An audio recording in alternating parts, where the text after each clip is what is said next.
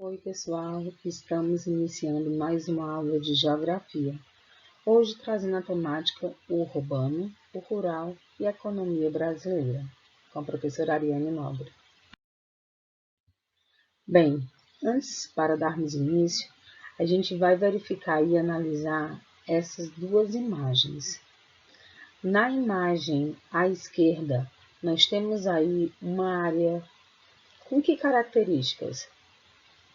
Vamos tentar refletir, vamos analisar. Bem, meninas, nessa imagem a gente visualiza muito a questão da presença do verde, né, de árvores, de vegetação, de flores. Então, essa paisagem que vocês estão verificando aí do lado esquerdo, ela é considerada uma paisagem rural. Já a paisagem do lado direito, né, que a gente consegue visualizar aí muitos prédios, muitas construções, muitas estradas, muitas casas, é considerada uma paisagem urbana. E aí eu trouxe para vocês uma curiosidade que eu achei super bacana, onde mostra que a questão da disponibilidade de área produzida no nosso país, no Brasil, né? Essa área total do Brasil, ela tem 851 milhões de hectares, porém 463 milhões de hectares, esta área do Brasil não se pode produzir. E aí por diversos fatores, né? Tem a questão das reservas legais, da Amazônia, dos centros urbanos, áreas que possuem rios. Então tem vários fatores, sendo que 463 milhões de hectares não pode ser produzido. Nós temos outra fatia aí de 282 milhões de hectares, que são áreas onde acontece produção, né? Essa área já está sendo ocupada, já está sendo produzida. E nós temos também 106 milhões de hectares em áreas do Brasil onde ainda se pode produzir, que são áreas livres, né? Que pode vir a acontecer essa produção aí de verduras, de frutas, né, de legumes. Quando se fala de paisagem rural, são espaços utilizados pelos seres humanos para desenvolver atividades do setor primário, como a produção de alimentos, matéria-prima. E aí a gente pode citar a questão da agricultura, a pecuária e também o extrativismo. Nesse meio, as atividades exercidas são influenciadas por elementos naturais, como o clima, relevo e também o solo.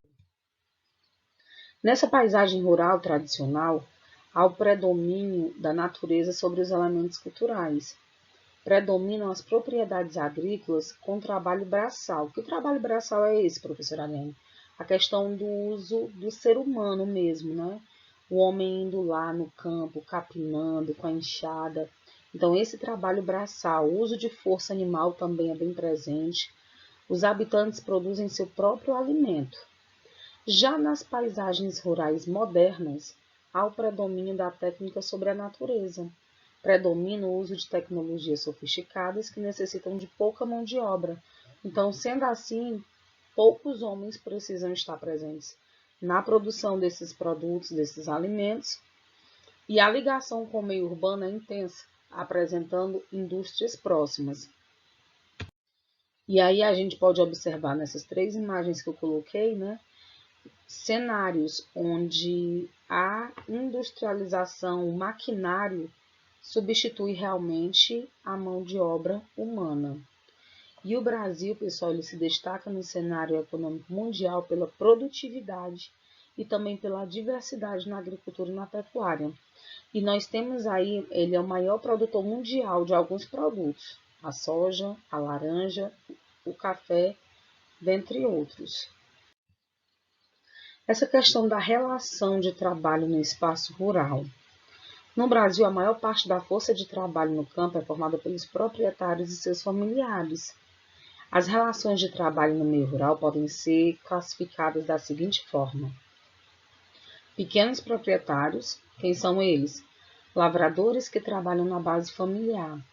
Em 1996 eram 11 milhões. Nós temos aí outra categoria que são os parceiros, que é quem trabalha em uma parte das terras de um proprietário, ficando com a parcela da produção, né? Por exemplo, se produz de 100%, 25% fica para a pessoa que está lá cuidando do plantio, o restante fica para o proprietário. Nós temos outra categoria que são os arrendatários. Eles arrendam a terra e pagam ao proprietário em dinheiro. Nós temos a categoria assalariados permanentes, que são aqueles empregados que recebem salários, geralmente trabalham para grandes proprietários.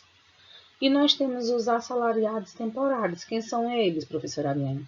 Aqueles empregados pelas grandes fazendas apenas nas épocas de maior necessidade da mão de obra.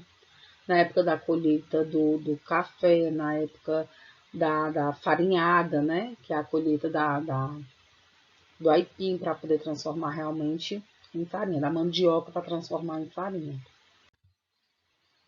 E aí nós temos alguns problemas ambientais que se apresentam no campo, né? Infelizmente. Dentre eles, nós podemos citar a questão da degradação do solo. O que é isso? São técnicas inadequadas de uso do solo, desmatamento, irrigação sem os devidos cuidados, poluição por agrotóxicos e erosão. São alguns dos problemas responsáveis por essa degradação do solo. É como se despencasse, né? Ficasse realmente se deteriorando o solo. Nós temos aí essa próxima imagem que trata da erosão e também desmatamento. A erosão é um processo natural em que partículas da terra que ficam soltas na camada superficial do solo são transportadas pelas ações de água e também do vento. A erosão torna-se um problema quando se faz o desmatamento, retirando-se vegetação nativa, deixando o solo desprotegido, favorecendo o processo erosivo. Infelizmente, essa questão do desmatamento é muito presente aqui na nossa região, é muito presente no nosso Brasil, infelizmente. Outra coisa também que a gente observa muito aqui na nossa região são as queimadas. Exatamente, meninas. As queimadas são muito utilizadas no Brasil, pois representam a maneira rápida e mais viável economicamente para o desmatamento. No primeiro momento, a queimada beneficia as plantações, pois as cinzas provocam um acréscimo de nutrientes para o solo. No entanto, os prejuízos são maiores. O fogo elimina nutrientes, os micro-organismos e restos vegetais deixados no solo descoberto e sujeito à erosão. Outra técnica aí também que vem desfavorecer essa questão aí no âmbito rural é o uso de fertilizantes e agrotóxicos. Isso aí meu Deus, é terrível. Os fertilizantes, eles colaboram para o aumento da produção mundial de alimentos. Os agrotóxicos utilizados para combater ou controlar as pragas que destroem plantações. Agora, o problema, assim, o fertilizante, ele é utilizado para combater essas pragas, né? Agrotóxico também. Mas o problema é o uso contínuo desses fertilizantes, desses agrotóxicos. Eles são utilizados excessivamente. Quando se faz uso intenso de agrotóxicos, por exemplo, as pragas tendem a obter uma resistência maior ao agrotóxico, forçando o aumento da dosagem de substâncias químicas. E aí acaba que poluindo o solo, poluindo as margens dos rios que estão próximas a esse solo, né? E agora nós vamos falar sobre a paisagem urbana. Bem, na paisagem urbana predominam os elementos culturais e humanos. Como eu já falei anteriormente, edifícios, casas, ruas, avenidas, praças e estabelecimentos comerciais. Esses elementos naturais parecem ausentes. A gente quase não vê vegetação, quase não vê árvores. E eles podem se modificar a partir das atividades econômicas desenvolvidas nela. Podemos classificar as paisagens urbanas como industriais, comerciais, prestadoras de serviços, turísticas, dentre outras. Quando a gente visualiza essa imagem, né, a gente vê aí o tumulto, essa poluição visual, essa poluição sonora desse monte de carro passando ao mesmo tempo, né? Então isso aí é bem característico da paisagem urbana. O crescimento urbano consiste na expansão das cidades e pode existir sem que necessariamente haja urbanização. Esta só ocorre quando o crescimento urbano é superior ao rural. Este crescimento está intimamente ligado ao processo de industrialização.